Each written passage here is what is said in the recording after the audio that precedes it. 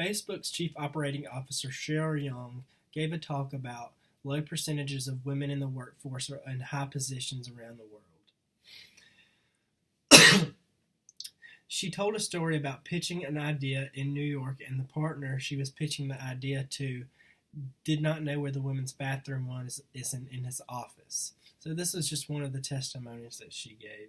She asked the questions, how do we change these numbers? How do we change these low percentages?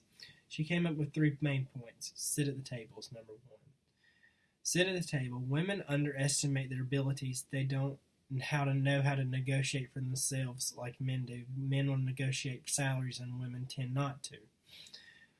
No one moves up by sitting at the side of the room, but instead sit at the table.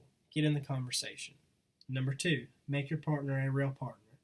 She thinks we put more pressure on guys to succeed than girls in the workforce.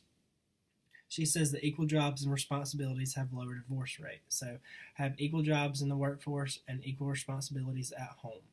Number 3, don't leave before you leave. She discusses how women make life-altering career decisions before they're ready to make a step such as having a baby. And she says not to do that until you're ready and very close to that next step in your life.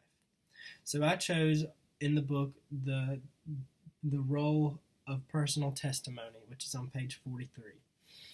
So our book says personal testimony uses forms of support such as deductive reasoning, statistics, and expert opinion, which all can be more persuasive in an argument. Catherine A. McKinnon says personal testimony is the most valid form of evidence women can use in an argument. And in my opinion, I agree with this because personal testimony is something that you're telling the audience.